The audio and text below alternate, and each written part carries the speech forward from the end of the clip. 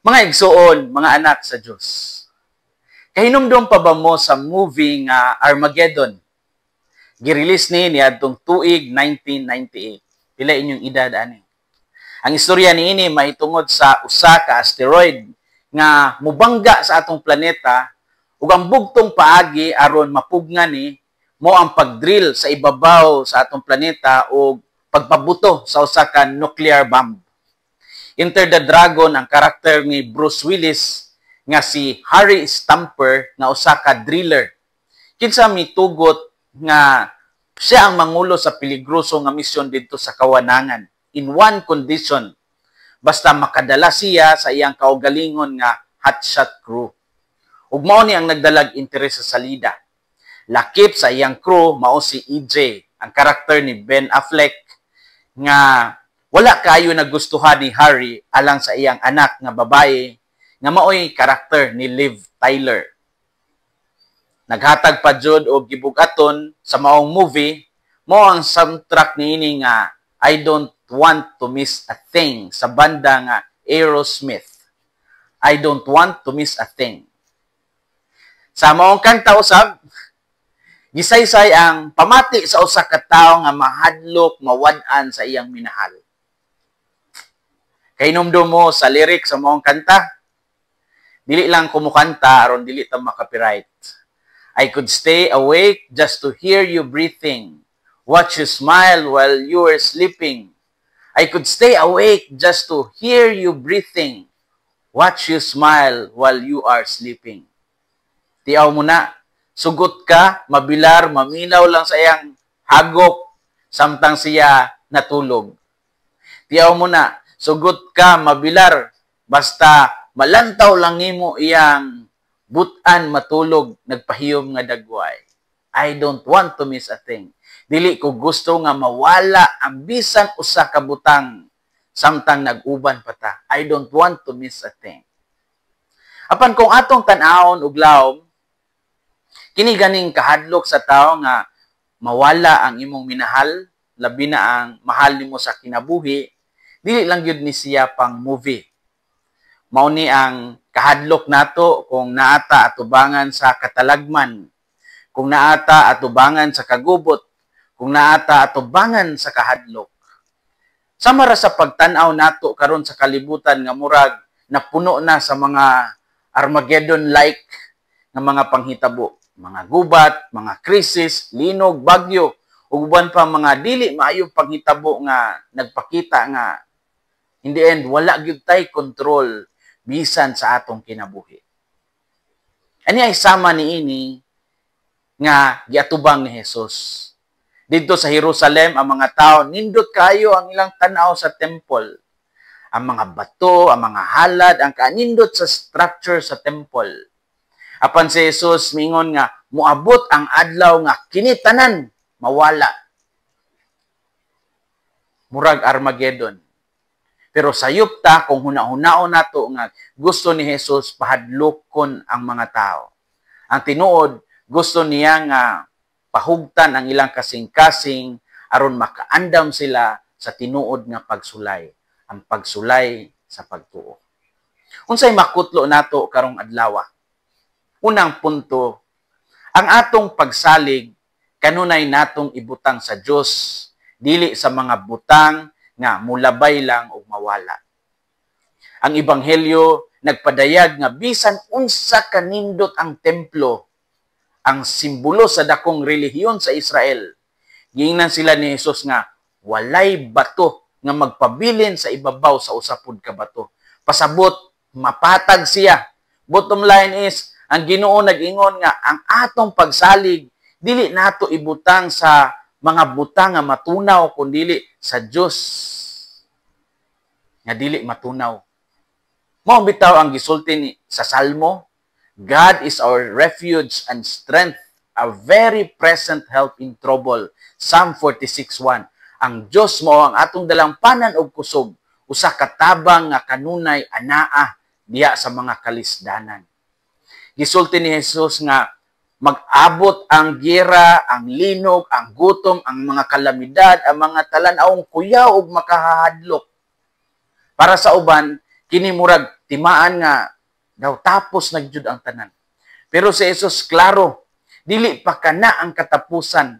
Ang punto nga ang kalibutan mausab, pero ang Dios dili mawala.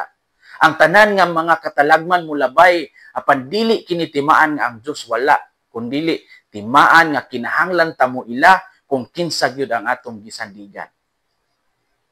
Mao jud ni ang ako ang moto sa kinabuhi. If God is for us, who can be against us? Romans 8:31. Kung ang Dios uban kanato, kinsa man ang makigbato kanato. Kung ang Ginoo mao ang atong kusog, unsay angay nato kahadlukan. Kung ang Ginoo ang atong dalangpanan, nganong musalig pa man ta sa baki-baki, sa iring-iring, sa habak-habak, sa gold-gold, sa lingin-lingin, sa dots-dots, sa mga lucky charm. Ang Ginoo paigo na. Angay natong timan-an nga ang pagtuo, dili paglikay sa mga pagsulay, kundi pagbarog taliwala sa mga kalisdanan. Ang Kristiyanos, ligon. Dili tungod ligon siya, kundi ligon ang iyang gisaligan. Ang atong pagsalig, kanunay natong ibutang sa Dios, dili sa mga butang nga lumalabay lang ug mawala. Ikaduhang punto, ang pagsulay alang sa usa ka Kristiyano higayon sa pagpadayag sa pagtuo. Ang pagsulay alang sa usa ka Kristiyano higayon gayud kana sa pagpadayag sa pagtuo. Si Jesus miingon nga ang mga tinun-an, pagadakpon, prisohon, dadon sa mga atubangan sa mga hari o gobernador. Para sa mga Hudiyo sa ilang panahon, kini makahahadlok. Pero gitawag kini ni Jesus nga opportunity to bear witness. Sa ato pa, ang krisis mahimong oportunidad. In every crisis, there is an opportunity. Ang pagsulay, mahimong pulpito. Ang kalisdanan, mahimong dalan sa pagpadayag sa Diyos. Mao ni ang tinuod nga radical mindset sa pagtuong Kristiyanos. Ang pagsulay, alang sa usa ka Kristiyano, higayon sa pagpadayag sa pagtuo. Si Jesus mismo nag-ingon, I will give you words and wisdom that none of your adversaries will be able to resist or contradict. Luke 21:15. Sabi ni Saya pa, hatagan ko kamog isulti og kaalam nga walay usa sa inyong mga kaaway nga makatubag o makapanghimakak. Tiaw mo na. Wala siya moingon nga maka-escape mo o exempted mo, kundili ako mismo ang inyong kusog. Mao gyud ni ang comfort sa Kristohanong kinabuhi. Dili kinahanglan mahibalo ka sa tanang plano sa Dios. Kinahanglan lang nimo nga anaa ang Ginoo kanimo. Ang ebanghelyo nag-ingon nga moabot ang panahon nga ang pamilya mismo magkaaway. Kini usa ka labing sakit nga mahitabo sa kinabuhi. Ang tawong naay Dios dili garantiya og easy life. Pero garantiya nga dili ka biyaan sa Ginoo. Ang katapusan nga pulong sa ebanghelyo mao ang pinakaimportante sa tanan. By your perseverance, you will secure your lives. Luke 21:19. Pabilin kamo nga maligon kay niining paagiha maluwas kamo. Mao ni ang adjaw gadjod ninyo kalimti. By your perseverance, you will secure your lives. Pabilin kamo nga maligon kay niining paagiha maluwas kamo.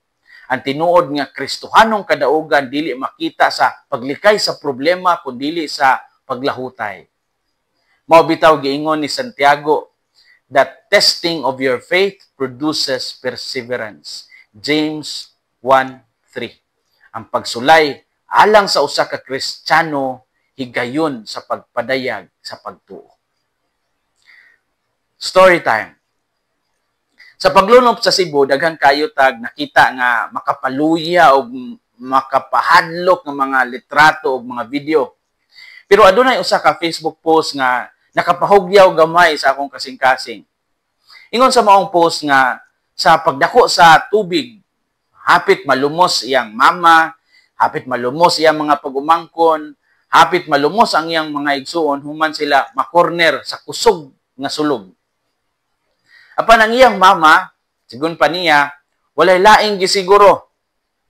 Dili birth certificate, dili ilang refrigerator, dili ang ilang mga sanina, dili ang ilang salaset, dili mga himan sa kusina, kundi ihang senior citizen ID. Mga igsuon, mga anak sa Dios, pangutan-on nato atong kaugalingon, unsa man ang atong gisaligan pag-ayo. Kung mawala ang tanan, balay, trabaho, kabtangan, napabay bililhon sa akong kasing-kasing. Ang ebanghelyo nagtudlo nga ang labing lig-on nga pundasyon mao ang Ginoo, dili ang butanga makita sa mata. Sa atong pagsulay, ayaw kalimti. Dili ni timailhan nga gipasagdan ka sa Dios. Pinaagi sa imong pagpadayon, ang imong kalisdanan mahimo nimo unyang pagmatuod nga ang Ginoo nag-uban kanimo.